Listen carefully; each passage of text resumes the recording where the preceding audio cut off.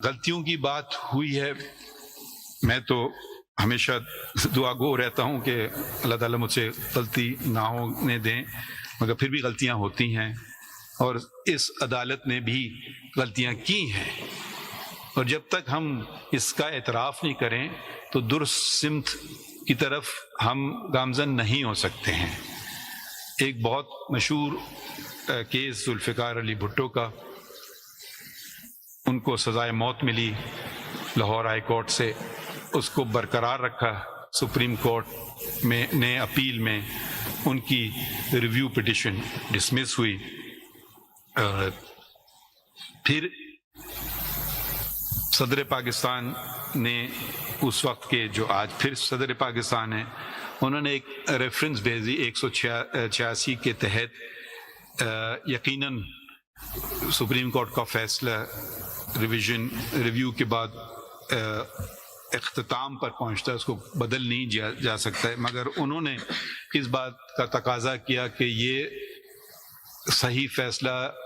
Future کے لیے اس کو درستگی کی ضرورت ہے۔ تو ہم نے پھر اس کو سنا، یہ کیس 186 کے تحت کیسز میں نے پہلے بھی بات کی، کچھ ایک دم لگا دیے جاتے ہیں، کچھ کی سنوائی نہیں ہوئی، تو یہ کافی سنا تھا، شروع میں چلا تھا، پھر یہ کوئی 10 سال تک یہ کیس نہیں چلا، پھر یہ پریزیڈینشیل ریفرنس چلایا گیا، اور اس کو ہم نے فیصلہ ہوا کہ جو کیس چلایا گیا تھا وہ غیر جانبدار اور منصفانہ طریقے طرز پہ، یعنی کہ fair trial and due process کے تقاضے جن کا اندراج بنیادی حقوق میں اس کے منافی تھا، یہ ہم نے اوپینین دے دی، یعنی کہ کسی کو ہمارے پاس طاقت تو ہے نہیں کہ جو سزا ان کو مل چکی، مگر کم از کم اس بات کا اعتراف اس عدالت نے اور اس قوم نے کیا۔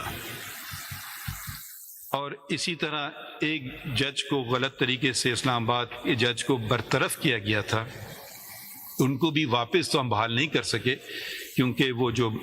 آئین میں دی گئی ان کی مدت ہے وہ پوری ہو چکی تھی، مگر ہم نے یہ فیصلہ کیا کہ یہ ان کو غلط طریقے سے نکالا گیا اور ان کو ریمووڈ جج نہیں، ریٹائرڈ جج تصور کیا جائے گا، تو یعنی کہ ان کو جو باقی لوازمات میں ملے جائیں گے۔ دوسرے بھی مقدمے کیے جو اہم نوعیت کے تھے، اور ایک شک آئین میں ہے مگر وہ سمجھی جاتی کہ بس جی وہ ایک ہے مگر اس پہ عمل نہیں ہوتا ہے، ہم نے عمل کر کے دکھایا، وہ آرٹیکل 6 کی شک ہے کہ جس کو ہائی ٹریزن یا اعلیٰ غداری، شاید پتہ نہیں اور کوئی بہتر لفظ ہے مجھے نہیں پتہ، کہ اعلیٰ غداری کا مقدمہ چلا تھا ایک آئین شکن پر جنرل پرویز مشرف پہ، وہ ٹرائبیونل بنا، لاہور ہائی کورٹ نے کہا کہ یہ سزا ٹرائبیونل دے نہیں سکتا تھا، جبکہ لاہور ہائی کورٹ کے پاس ایسا اختیار نہیں تھا، کیونکہ اس کا فیصلہ اس کی اپیل سپریم کورٹ میں کی جاتی ہے، تو وہ فیصلے کو کالعدم قرار دیا اور آئین شکن کو ٹھہرایا قصوروار۔ کراچی میں اسلحہ ٹاور کے متاثرین کو معاوضہ دلوایا جب کراچی بینچ گئی تھی، اسی کیس میں یہ بھی فیصلہ کیا کہ جتنے تجاوزات ہیں ان کو ہٹایا جائے، کیونکہ آپ دیکھیں گے کہ میں آپ دوسروں پہ انگلی نہیں ڈھکاؤں گا، سب سے پہلے اپنے ادارے پہ اٹھاؤں گا کہ جی یہ سپریم کورٹ کے سامنے سڑک پہ وہ رکھے گئے تھے بیریئرز کہ وہ سیکیورٹی، تو ہم نے وہاں سے سارے ہٹا دیے، اگر آپ دیکھیں سارے راستے کھلے ہوئے ہیں، بیریئرز اپنے حدود میں ہیں، اپنے حدود کے باہر نہیں ہیں، اور چہل قدمی پہ لوگوں کی کوئی رکاوٹ نہیں ہے، تو یہ کر کے دکھایا، اور پھر دوسروں کو بھی حکم دیا کہ وہ اس کے تابع ہیں اور وہ فوراً ہٹائیں، نہیں تو جو اس ادارے کا سربراہ ہوگا کراچی میں، چاہے رینجر ہو چاہے کوئی اور ادارہ ہو، پرائیویٹ ادارہ ہو، وہ ذمہ دار ہوگا، وہ اپنے جیب سے پیسے دے گا۔ تو پتہ نہیں یہ لوگوں کے مسائل ان سے حل ہوتے ہیں، لوگوں کے مسائل کا ایک اور کیس، اہم کیس آیا جو مرغلہ پہاڑی نیشنل پارک کا کیس تھا. یہ جو کیسز ہیں یہ بہت اہمیت کے ہیں، اس لیے کہ اب جو سمجھا جا رہا ہے کہ ہم یقیناً ہر کیس اہمیت کا ہوتا ہے، مگر کچھ کیس ہوتے ہیں جن کا ایفیکٹ بہت وسیع ہوتا ہے، تو وہ بھی ہم پورا کریں، کیونکہ نہ صرف یہ نسل بلکہ آئندہ والی نسلیں. پولیوشن، اب یہ چھوٹی سی بات ہے مگر بتانے دیجئے، چیف جسٹس کے گھر میں مور رکھے گئے ہوئے تھے، جو کے پتہ نہیں 4-5 مور تھے پنجروں میں. تو اب چیف جسٹس اور موروں کا کیا تعلق؟ ان کو فوراً ان کی رہائی کروائی، پہلے وہ ریہیبلیٹیشن سینٹر گئے، پھر کلر کہار میں گئے. تو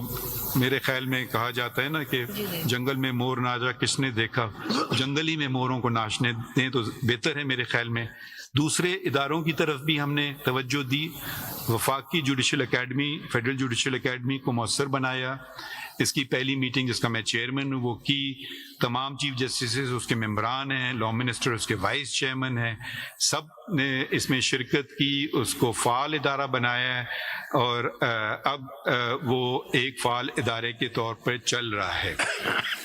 دوسری جو چیز ہم نے کی کہ ایک کہتے ہیں نا کیس مینجمنٹ پلان، ہم نے ایک کمیٹی بنائی کیس مینجمنٹ پلان کی، اور اس میں سینئر پیونی جج جسٹس منصور علی شاہ اور جسٹس منیب اختر صاحب کو ممبر بنائے. ہم پہ بھی تنقید ہے اور جائز تنقید ہے کہ جو کیسز جو نمٹائے گئے ہیں، ابھی سال پورا نہیں ہوا ہے، وہ 15,660 کیسز ہیں. اگر 15,660 کیسز ایک بہت بڑا نمبر ہے، مگر اگر انسٹیٹیوشن پھر بھی زیادہ ہو تو پھر بھی یہ آپ اس کو ایک اچھی بات نہیں سمجھیں. تو یہ تقریباً بڑھتے ہیں 44 کیسز دن کے، اور اس 44 کیسز دن کے، اور یہ جو میں نے ضرب دیا ہے، میں نے چھٹیاں اس میں نکالی نہیں ہیں، ہفتہ اتوار اس میں سے نکالا نہیں ہے، سرکاریاں چھٹیاں اس میں سے نکالی نہیں ہیں. یہ ہم نے صرف 356 ڈیز پہ اس کو ڈیوائیڈ کیا ہے، اور اگر یہ ساری چیزیں نکال کے جائیں تو یہ 44 کا نمبر بڑھے گا کافی. تو